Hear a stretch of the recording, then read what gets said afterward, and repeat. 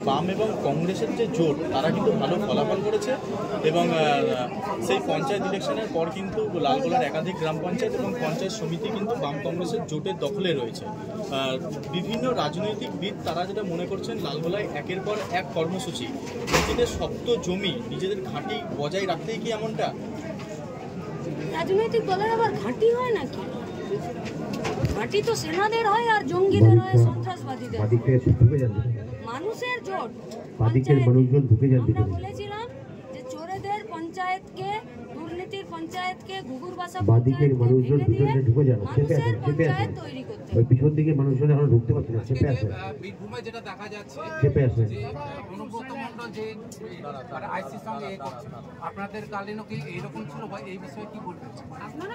ছিল না, আমাকে জিজ্ঞেস করলে তো আমি আমার ভালোর দিকটাই বলবো, আপনারা বলুন। তপন বাবু, তপন স্যার, তপন সামন্ত আজকের এই সেমিনারের স্যার এসেছেন। বিষয় হচ্ছে 2013 পঞ্চায়েত ভোটের আগে বারুইয়ের সভায় কর্মীদের প্রতি কৃষ্ণর নিদান ছিল পুলিশের গাড়িতে বোম মারো। 2017 সালে বোলপুরের শিবপুর জমিদাতাদের আন্দোলনের সময় ডিএসপি কাশীনাথ মিস্ত্রিকে কটা বাজে 4:15, 7টা পর্যন্ত সময় দিলাম, 7টার মধ্যে আমি ঢুকে যাব, তাণ্ডবলীলা খেলে দেব, ভয়ঙ্কর খেলে দেব, আর যারা মেরেছে তাদের গ্রেপ্তার করুন, কোনো কাহিনী শুনবো না। তারপরে গত পরশুদিনের এই ঘটনা, কি বলবেন? মানে আপনিও জানেন না শুধু রাজ্যের পুলিশ মন্ত্রী মমতা ব্যানার্জি, তাই তো? মানে আপনিও অনুব্রতের কর্মকাণ্ড সম্পর্কে সব জানেন না একমাত্র মমতা ব্যানার্জি। তার মানে মমতা ব্যানার্জি সব জানে, এটা ভুল?